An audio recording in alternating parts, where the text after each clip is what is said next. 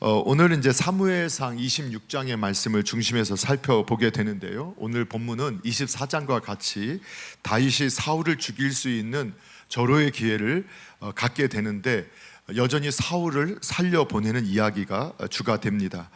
24장에서 이미 우리는 사울을 죽일 기회를 거절한 다윗의 모습을 보게 되었는데 26장에서는 더 철저하고 자제하고 더 분명하게 하나님의 뜻을 따르는 다윗의 모습을 보게 됩니다.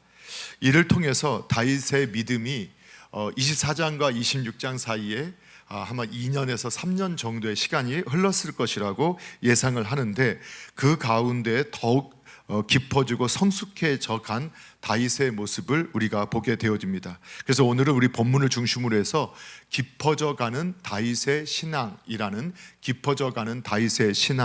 제목으로 다윗이 반복되는 시험, 연단을 통해서 성장하는 모습을 우리가 쫓아 바라보고 우리도 참 신앙인으로서 이렇게 더 성숙해져 가는 또 신앙의 길로 나아가는 저와 여러분 되기를 함께 도전해 봅니다. 먼저는 우리가 먼저 살펴볼 것은 기회의 형식으로 주어지는 반복되는 시험 속에서 다윗이 놓여 있게 되었다라는 것을 우리가 보게 되어집니다. 또 그를 통해서 성장하는 모습을 보게 되어집니다. 오늘 26장 1절에서 5절 우리가 읽지는 않았지만 눈으로 보시게 되면 십사람들이 다시 사울에게 다윗의 위치를 밀고 하는 장면으로 시작이 되는 걸 보게 되어져요. 십사람들은 여러분 24장에서도 살펴봤지만 유다 사람들이에요. 다윗의 친족이죠. 그들이 다윗을 밀고 해요. 지난 상황들을 좀 기억하시면 왜 그랬는지는 이해할 수 있을 거예요. 그리고 사울은 또다시 3,000명의 군대를 일으켜서 다윗을 쫓아오게 됩니다. 24장의 내용과 거의 데자뷰 같이 보여져요. 그러면서 우리는 또 이런 상황이야? 이게 또 무슨 상황이야? 이렇게 고백할 수 있지만 하나님께서는 이 비슷한 상황 또 사건을 통해서 이것을 하나님이 우리의 고백처럼 또 허락하신 것은 더 깊이 다윗을 만져주시고 또 그를 더 성장하게 하시고자 하는 하나님의 뜻이 있었다라는 것을 발견하게 되어져요. 오늘 우리는 지난 24장의 말씀을 통해서 다윗은 인본주의자의 길이 아닌 신본주의자, 종교인이 아닌 신앙인, 비진리를 따르는 사람이 아니라 진리를 따르는 길을 선택함으로 영적인 승리를 경험했던 것을 우리가 말씀을 통해서 확인했어요. 그런데 하나님께서는 오늘 데자뷰처럼 거의 비슷한 형태로 다윗을 이끌어 가시면서 또 이 반복되는 상황을 통해서 다윗을 더 깊이 연단하시고 더 성숙하고 견고한 신앙으로 성장하도록 돕고 있는 걸 보게 되어져요. 더군다나 우리에게는 기회처럼 보여지는 이러한 상황의 반복을 통해서 또는 이러한 시험을 통해서 더 단단한 내면, 더 선명한 믿음, 진리에 대한 더 분명한 확신과 신뢰를 통해서 하나님의 뜻에 온전히 순종하는 모습으로 다윗을 성장시켜 가고 있는 것을 보게 되어집니다. 이러한 내용을 통해서 하나님은 오늘 이 시간 저와 여러분에게 무엇을 질문하느냐? 너는 진짜 진리를 믿느냐? 우리에게 도전합니다. 당신은 진짜 진리를 믿느냐? 그리고 진짜 진리를 따라 사느냐? 라고 우리에게 묻고 있는 거죠.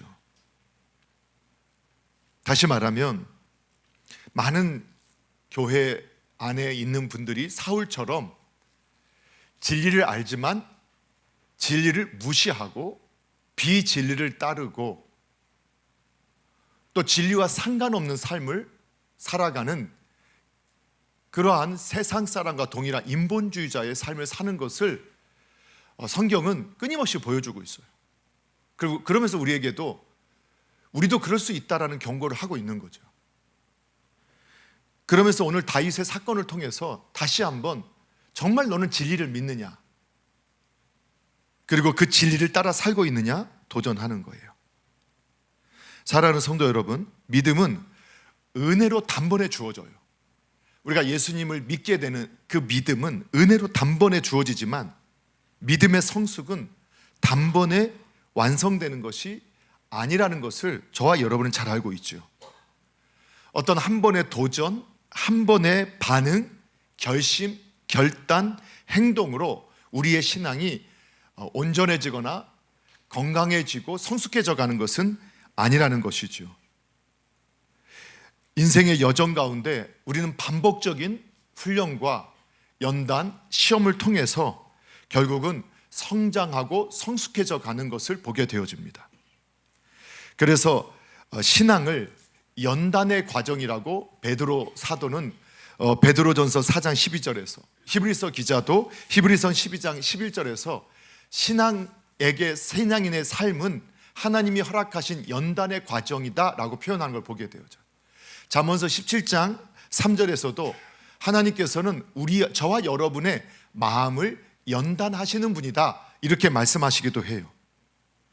여러분, 그 연단이라는 거, 풀무불, 그래서 이렇게 예전에 대장장이들이 이렇게 불로 쇠를 녹이고 그리고 물에다가 담가서 그리고 또 망치질하고 이 시간을 반복하는데, 그 반복되는 시간이 길면 길수록 좋은 연장들, 도구들이 생산되어진다.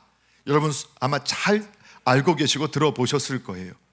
하나님은 이와 같이 우리의 믿음을 반복해서 연단하시고 그 과정을 통해서 우리의 믿음을 깊어지게 하고 성숙하게 인도하신다고 말씀하는 거예요. 신앙의 여정 가운데서 그래서 우리는 우리의 반복되는 사건, 환경 속에서 우리가 우리의 자신의 모습을 발견하게 되어지고 또 우리 안에 있었던 불순물들을 깨닫게 되어지면서 계속해서 우리가 연단을 통해서 그 불순물이 빠져짐으로 정금, 순금이 만들어지는 것처럼 우리의 신앙이 정금같이 순금같이 거룩하게 만들어져 가게 된다는 사실을 기억하시기 바랍니다. 그래서 사랑하는 성도 여러분, 하나님의 연단의 시간이 허락되어질 때 그때 더욱 진리를 바라보고 또 하나님의 연단의 시간이 나에게 찾아올 때 내 속에 있는 죄의 불순물, 그리고 인본주의의 불순물들, 비진리의 불순물들이 하나씩 빠져나가고 예수님 바라보고 예수님 따라가며 예수님 닮아가는 하나님의 영광이 나타나는 그러한 성도의 삶이 되시기를 주님의 이름으로 축복합니다. 두 번째는 다윗이 진리로 반응함으로 그 믿음이 성숙해져 가는 것을 우리는 발견하게 되어집니다. 오늘 6절부터 12절까지의 내용을 우리가 함께 읽으셨죠. 그리고 다윗은 다시 사울을 죽일 기회를 가지게 됩니다. 이에 대해서 우리가 1절에서 5절까지 보면 사울이 다윗을 죽이고자 쫓아와서 3천 군대를 일으키고 와요. 근데 얼마나 서둘러 왔는지 그런 내용은 모르겠지만 그들이 잠을 자는데 얼마나 깊은 잠을 들었는지 사울의 진영, 군 진영, 그리고 그것에는 아브넬, 앞으로 성경을 읽을 때 유대인들, 이스라엘 가운데 최고의 용사 중에 하나, 최고의 장군 중에 하나인 아브넬이 함께 동행을 하고 사울 곁에 지침을 하고 있었어요. 그리고 3천 군대가 아마 삥 둘러서 진을 치면서 사울을 보호하는 그런 진을 치고 있었겠죠. 근데 사울이 자신의 조카 아비새와 함께 그 사울의 진지를 들어가는데 아무도 알지 못하고 사울 진지까지 들어가요. 근데 거기에 대해서 오늘 함께 읽었던 12절에 보면 뭐라고 나오느냐, 12절에 이렇게 나와요. 12절 같이 한번 읽어볼게요. 시작. 다윗이 사울이 머리 곁에서 창과 물병을 가지고 떠나가되 아무도 보거나 눈치채지 못하고 깨어있는 사람도 없었으니 이는 여호와께서 그들을 깊이 잠들게 하셨으므로 그들이 다 잠들어 있었기 때문이었더라. 아멘. 여러분, 그 사울의 진지까지 들어가는데 누가 함께 하셨느냐? 하나님이 함께 하셨어요. 그들을 다 잠들게 하셨어요. 자, 그러니까 그 상황에서 아비새가 뭐라고 말하느냐? 이거는 하나님이 주신 기회입니다. 이거 하나님의 원수를 하나님께서 왕의 원수 갚는 거 허락하셨습니다. 두 번도 필요 없고 한 번에 찔러 죽일 수 있게 하셨습니다. 이렇게 고백을 해요. 그 고백 한번 들어볼까요? 8절 한번 또 다시 한번 읽어볼게요. 시작. 아비새가 다윗에게 이르되 하나님이 오늘 당신의 원수를 당신의 손에 넘기셨나이다. 그러므로 청하오니 내가 창으로 그를 찔러서 단번에 땅에 꽂게 하소서. 내가 그를 두 번 찌를 것이 없으리이다 하니. 아비새도 용사였거든요. 어쩌면 오늘 이 아비새의 고백이 오늘 저와 여러분의 고백이 될 수 있지 않을까요? 첫 번째 24장을 지나고 나서 26장까지는 2년에서 3년의 시간이 지나요. 다윗이 24장에서 사울을 처치했다면 다윗은 도망자의 시간을 보내지 않았어요. 여러분, 광야 600명이 넘는 사람들과 도망다니며 식량의 부족함, 추위와 더위와 그럼 여러 문제 속에서, 불편함 속에서 이 시간들이 오래될수록 얼마나 지쳐갔을까? 우리는 충분히 예측할 수 있었죠. 하나님의 뜻에 순종한 결과가 더 깊은 연단의 시간으로 들어갈 수밖에 없었던 것을 보게 되어져요. 그리고 24장에서 사울이 했던 말을 뒤집고 또 다윗을 쫓고 있었을 때 또 하나님께서 그 모든 진지에 있는 사람들을 다 잠재워 놓으셨다는 것은 드디어 이제는 사울의 악을 제거하라는 하나님의 뜻이 아니겠느냐라고 충분히 해석할 수 있고 그 해석에 동의할 만했다라는 거예요. 그렇지 않을까요? 저만 그래요? 우리도 그렇게 생각할 수 있지 않았을까요? 그런데 24장에서 동굴 안의 기회, 사람들의 말, 지금이 그때입니다 라고 했을 때 다윗은 그것이 아니라 하나님의 진리, 하나님의 뜻에 순종해야 한다고 그와 함께하는 사람들을 가르치고 그가 그의 모습을 보여줘요. 그렇지만 그가 사울의 옷자락을 베었던 것을 여러분 기억하실 거예요. 그런데 다윗이 하나님을 따르고자 하니까 신본주의자의 길을 가다 보니까 사울의 옷자락을 벤 것조차도 마음에 찔려 했고 후회했어요. 그리고 26장에서 다윗은 더욱 분명한 신앙의 모습을 보여줘요. 그리고 진리 안에서 단호하고 분명한 태도를 취해요. 자, 그것을 9절부터 11절까지 이렇게 다윗이 고백하고 있거든요. 자, 다윗의 고백을 한번 따라가 볼게요. 9절에서 11절 함께 읽겠습니다. 시작. 다윗이 아비새에게 이르되 죽이지 말라. 누구든지 손을 들어 여호와의 기름 부음 받은 자를 치면 죄가 없겠느냐 하고, 다윗이 또 이르되 여호와께서 살아계심을 두고 맹세하노니 여호와께서 그를 치시리니 혹은 죽을 날이 이르거나 또는 전장에 나가서 망하리라. 내가 손을 들어 여호와의 기름 부음 받은 자를 치는 것을 여호와께서 금하시나니 너는 그의 머리 곁에 있는 창과 물병만 가지고 가자 하고. 아멘. 24장에서 사울의 옷자락을 베고 후회했던 다윗, 신앙의 양심이 올바르게 작동하고 있었던 다윗은 그 후에도 선을 베풀었고 더 철저히 회개하고 하나님의 진리의 말씀 앞에 온전히 순종하기를 결심했던 것으로 볼 수 있어요. 그래서 이 다윗은 신앙이 더 깊어지고 후회 없는 행동을 하기 위해서 감정보다 앞선 믿음을, 그리고 철저한 절제와 신앙의 절제와 인내를 통해서 하나님께서 원하시는 모습을 따라가는 모습, 하나님의 형상을 보여주는 모습, 예수님을 닮은 모습을 다윗이 우리에게 보여주고 있어요. 다윗은 자신의 조카 아비새에게 그렇지 않다, 하나님의 뜻은 그게 아니다 라고 분명하게 가르쳐줘요. 그리고 나서 다시 10절과 11절에 보면 주님께서 확실히 살아계심을 두고 나는 말하는데, 주님께서 내가 해야 할 일이 그건 아니다, 사울 왕을 내가 죽이는 거는, 내 복수하는 것, 원수 갚는 건 내 일이 아니다, 그거 하나님 일이다. 하나님께서, 주님께서 사울을 치시든지 죽을 날이 되어서 죽든지 또는 전쟁에 나갔다가 죽든지 하게 하실 것이다. 어떤 방법이 나는 모른다. 그러나 하나님께서 그가 악한 길을 가게 되고 그 길을 돌이키지 않으면 그렇게 죽게 될 거야 라고 말을 해요.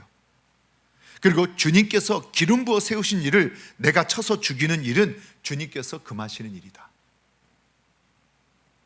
그걸 다시 한번 아비스에게 가르쳐줘요. 그리고 이제 사울의 옷깃조차도 자르지 아니하고 그 앞에 있었던 창과 물병만 가지고 나가기로 그렇게 결정을 해요. 실제로 다윗은 창과 물병만 가지고 나왔어요. 그의 믿음의 고백처럼, 그가 고백했던 고백처럼, 믿음의 고백처럼 그는 하나님이 일하실 자리를 남겨놓았어요. 이해가 되시나요? 하나님께서 하실 일이야. 내가 찌르면 내가 하나님의 일을 대신하는 일인데 그건 하나님이 원하시는 일이 아니야. 하나님께서 그가 악한 것을 아시기에 반드시 하나님께서 갚으실 거야. 그를 전쟁터에 죽게 하시든 수명이 다해 죽게 하시든 어떤 형태로도 그를 걷어 가실 거야 하고 그는 하나님이 일하실 자리를 남겨놓아요. 자기가 일하지 않아요. 뿐만 아니라 하나님 앞에서 사울에 대해서 취하는 모습조차도 분명해요. 더욱 겸손하고 성숙한 모습으로 다윗이 이렇게 사울 앞에서 고백하는 모습을 보게 돼요. 여러분 19절 20절 우리 한번 읽어볼까요? 19절 20절 우리 함께 읽겠습니다. 함께 있습니다. 시작.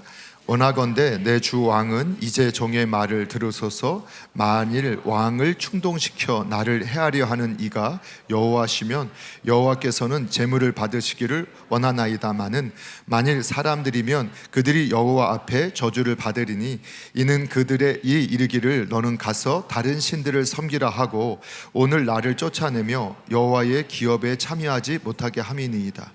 그런즉 청하건대 여호와 앞에서 먼 이곳에서 이제 나의 피가 땅에 흐르지 말게 하옵소서. 이는 산에서 메추라기를 사냥하는 자와 같이 이스라엘 왕이 한 벼룩을 수색하러 나오셨음이니이다. 아멘.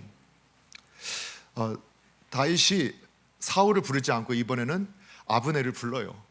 그 사울을 감히 이제 아브넬을 불러서 아브넬을 책망하면서 그리고 자신이 무고함, 자신의 하나님 앞에서 본인이 바른 길을 가고 있음을 확신하면서 다윗이 사울에게 자신의 무죄함을 항변하는 내용을 우리가 읽어본 거예요.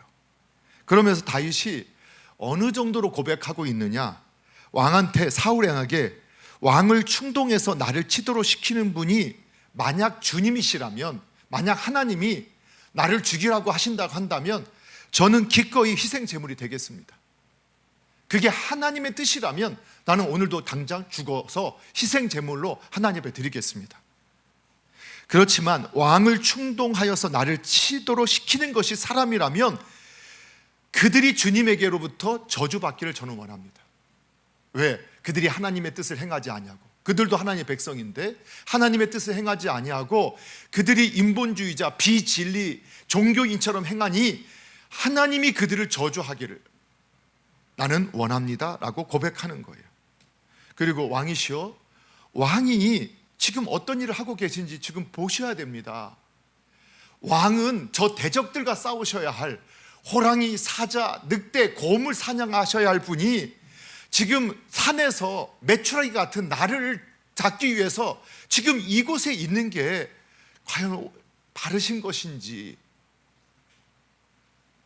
그리고 왕께서 하시는 일은 지금 겨우 벼룩 같은 저를 잡겠다고 가장 정말 그 올바른 일을 행하는 것이 아니시지 않습니까? 하고 말을 하고 있는 거예요. 여러분, 진리를 따라서 온유와 겸손으로 지금 사울 왕에게 자신이 하는 말을 다 하고 있어요. 그렇지요? 왜? 진리 앞에서 자신을 보는 거예요. 그러나 그가 사울을 책망하듯이 아니면 사울을 짓밟듯이 무시하듯이 말하는 게 아니에요. 여러분, 이해가 되시나요? 이게 신본주의자의 길을 갖고 있는 다윗이 우리에게 보여주는 모습이었다는 거예요. 사랑하는 성도 여러분, 진리는 언제나 동일해요. 진리는 변하지 않는 거예요. 그런데 인본주의자들은 항상 자신의 상황과 환경에 따라서 기준을 바꿔요. 옳은 게 바뀌는 것은 진리가 아니에요. 옳은 것은 항상 옳아야 돼요. 그래서 진리는 어떤 상황에서도 변하지 않는 것이에요. 우리가 그렇게 고백할 수 있어야 되잖아요. 그렇죠? 여러분, 제가 그런 경험 있었어요. 군대에 있을 때. 벌써 30년도 훨씬 지난 일이기는 하지만 제가 군 생활할 때는 그래도 좀 폭력이 좀 남아 있었어요. 좀 욕설도 아주 찰지게 하는 시대였고, 아주 구타가 아닌 것처럼 여겨졌던 시대가 제 끝자락에 제가 있었어요. 그러니까 제가 이제 5월 군번이었고 제 맞고참 두 분이 4월 군번이었어요. 저희가 이등병대 왔는데 제가 전투 지원 중대라고 4.2인치라는 포를 쏘는 부대에 있었는데, 그래도 거기는 그 당시에도 좀 학력 있는 분들, 좀 빽 있는 분들이 좀 왔어요. 조금 더 편하다고 해서. 왜냐하면 차를 타고 다녔거든요. 뭐 더 굉장한 빽은 아니더라도 하여튼 뭔가 좀 연줄이 있는 분들이나, 그래서 이제 보니까 그때 저희 부대, 제가 그 군생활 했던 그 시대에 평균 학력이 대학 1학년생이었어요. 그런데 군대에서 보여주는 이 사람들의 모습은 너무 비인격적이고 너무 무례하고, 그리고 이 폭력과 폭언과 이 욕설이, 저는 세상에 듣지 못했던 모든 욕을 거기서 다 들었어요. 왜 군대는요, 충청도 욕, 경상도 욕, 전라도 욕, 제주도 욕, 북한 욕까지 다 해요.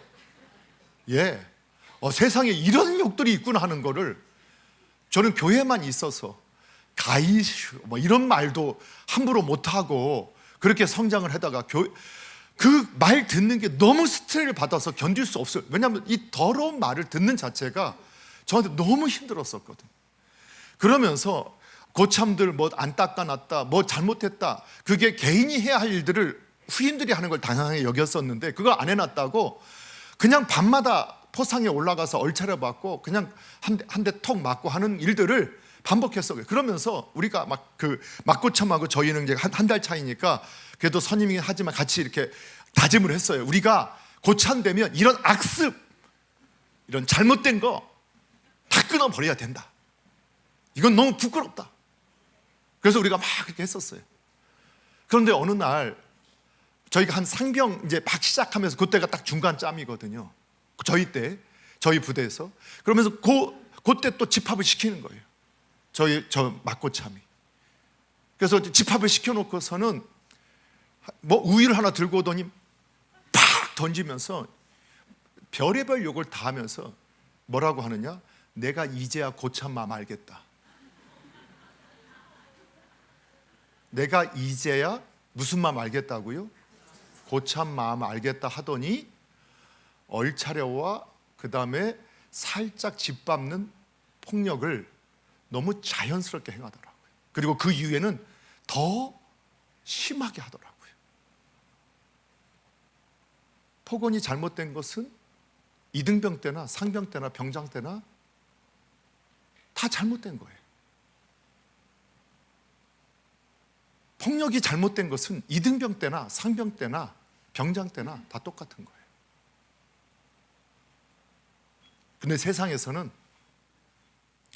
모든 걸 자기가 기준이 되어서 그 상황과 환경, 나의 상황과 환경이 바뀌니까 해석이 바뀌어요. 그것이 인본주의자들의 모습이라는 거예요.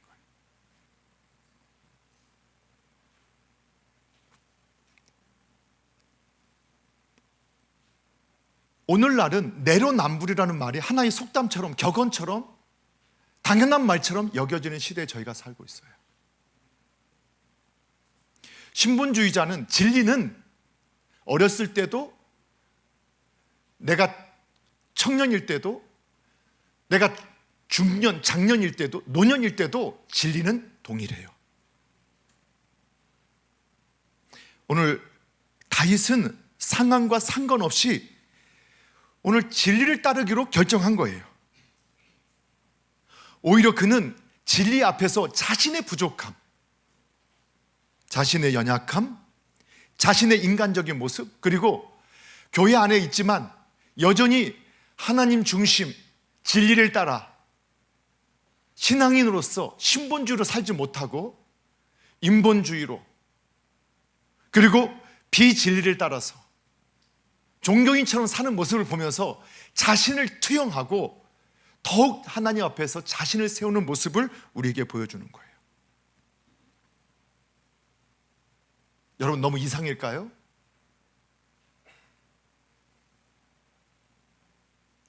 이 한 사람 다윗을 하나님 준비시키셨을 때 이스라엘 민족은 전과 후 다시 없을 하나님께서 허락하신 부흥과 영광을 경험하게 돼요.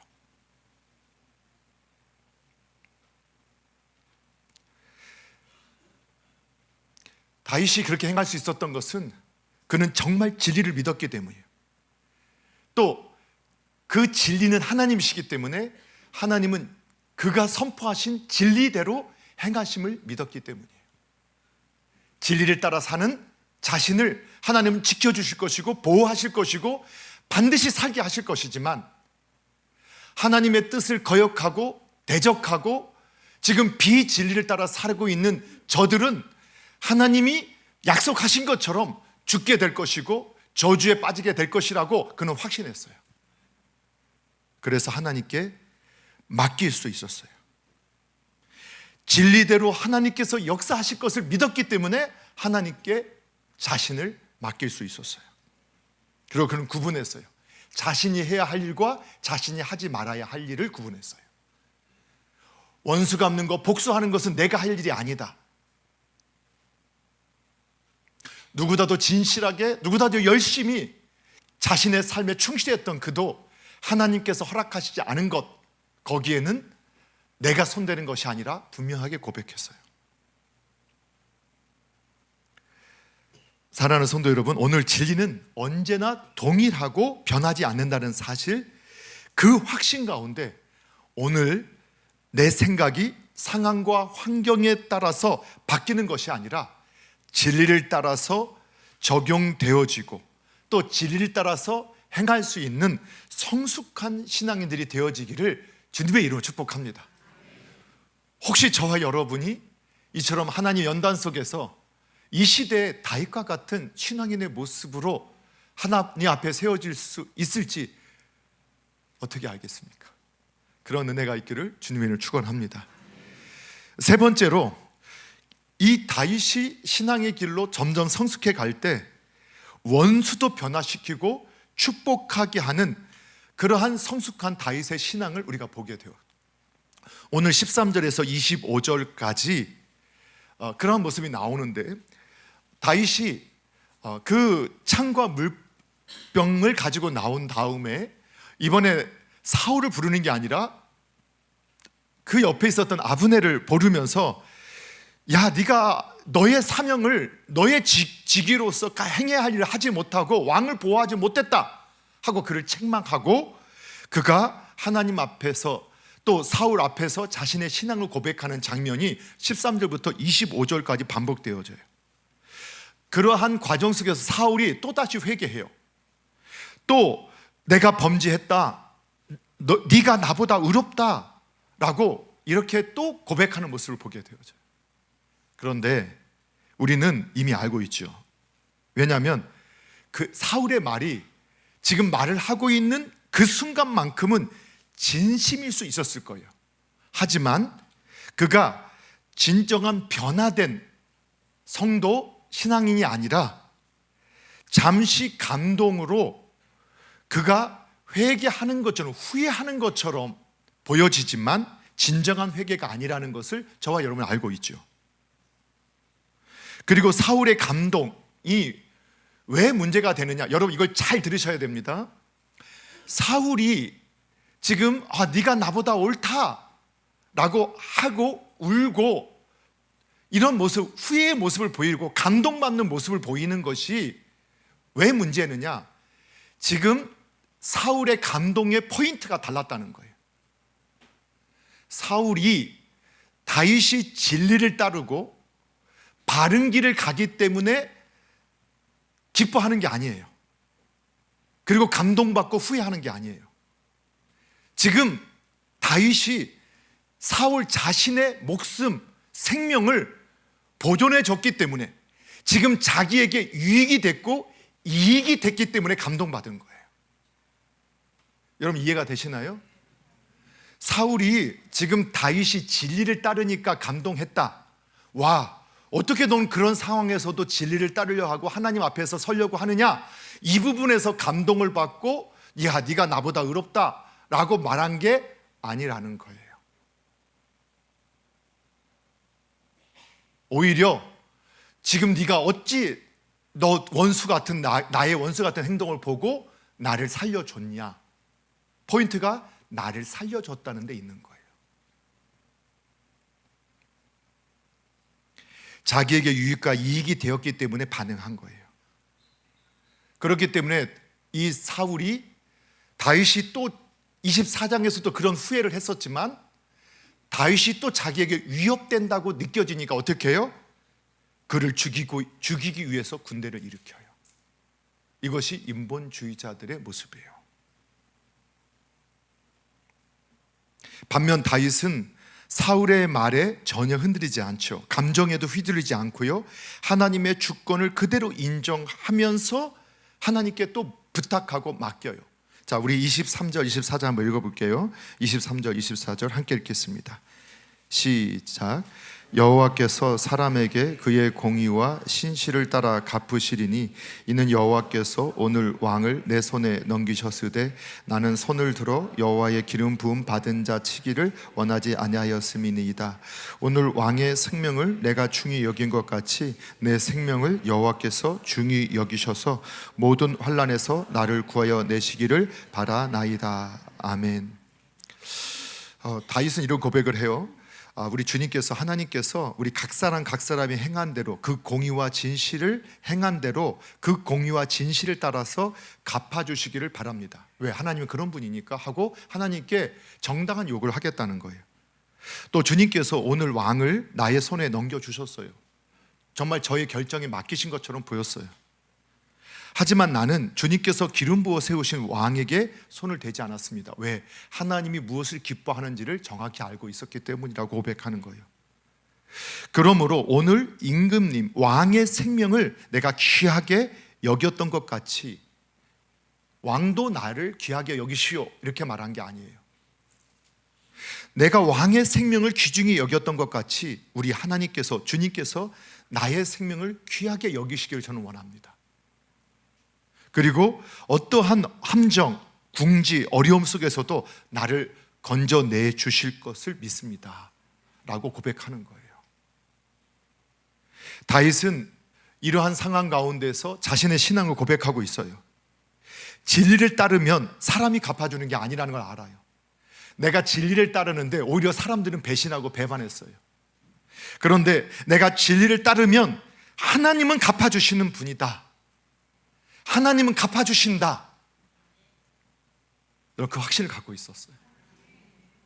여러분 신앙의 눈으로 볼 때 우리는 이미 위에 있는 권위에만 순종하고 믿음으로 행하는 것만 하나님께서 원하시는 것이 아니라 아래에 있는 권위에서도 하나님 앞에서 순종해야 한다라는 것을 이미 25장을 통해서 보여주셨어요. 여러분 지난주 설교 굉장히 중요하거든요. 여러분 그 다윗이 사울에게 사울을 죽일 수 있고 죽임을 당할 수 있을 그 시점에 다윗은 기름 부음을 받았을까요? 안 받았을까요? 예? 좀 너무 당연하니까 말하기도 싫으세요? 예, 다윗도 기름 부음을 받았어요. 오늘날 하나님께서 저와 여러분에게 그리스도인이다, 그리스도가 무슨 뜻이에요? 기름 부었다라는 뜻이라고 했잖아요. 그리스도인이라는 것은 뭐냐? 그리스도를 닮아가는 사람이라는 의미가 있고, 이 시대에 기름 부음 받은 사람이 누구예요? 저와 여러분이라 하는 거예요. 여러분 그 확신을 가지실 수 있으셔야 돼요. 그런데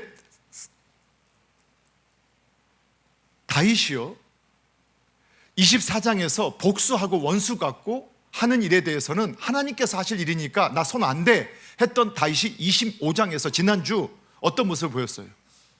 자신의 권위 아래 있었던 나발이 자기를 모욕하고 무시했다고 하는 것에 그 분노에 사로잡혀서 다윗이 군대 400명을 사울처럼 3,000명 군대를 모았듯이 자신에게 있는 군대 400명을 데리고 칼을 뽑고 내가 그놈의 사람들 한 놈도 남겨주지 않고 죽일 거야 하고 그렇게 출발했잖아요. 그런데 하나님의 은혜로 아비가일을 보내줘서 그 길을 막으셨어요. 그것이 또 하나님의 은혜라고 했죠. 여러분, 인본주의자의 길을 가고 있었던 사울에게는 하나님께서 사무엘, 그 시대에 그에게 기름 부었던 사무엘을 보내주셨고, 다윗을 보내주셨고, 요나단 그 믿음의 아들을 보내주셨고, 그리고 제사장을 보내서 왕이시여 지금 잘못하고 하나님이 원하시는 길을 가고 있지 않습니다라고 계속 경고했지만 사울은 그 말을 듣지 못했고 결국은 죽음의 길로 갔어요. 그런데 여러분, 이 다윗은 그가 순간적으로 자신도 모르게 사울의 길을 갔어요. 사울의 길을 자기도 가고 있었던 거예요. 그런데 하나님께서 아비가일이라는 이름은 이 중요한 게 아니라 그는 여자였어요. 지금처럼 여자가 무슨 이런 시대 아니죠. 지금은 아들 낳을래 딸 낳을래 하면 딸을 낳아야죠 하는 시대에 저희가 살고 있죠. 그런데 이 시대는, 이 성경이 기록할 시대는 여자는 숫자에도 켜지지 않았어요. 그냥 남자에게, 아버지에게, 남편에게 속해 있었던 그런 존재였어요. 그러니까 가장 약한 존재, 가장 힘없는 존재, 가장 무시당하는 존재, 이렇게 이해하시면 돼요. 그런데 그 아비가, 여자가 와서 다윗에게 왕이, 하나님께서 기름 부으신 당신 앞으로 왕이 되실 때 얼마나 후회할 일을 하시려고 하십니까? 이거 하나님 원하시는 거 아니지 않겠습니까? 라는 그 말에 그는 바로 무릎 꿇어요. 다윗은 바로 무릎 꿇어요.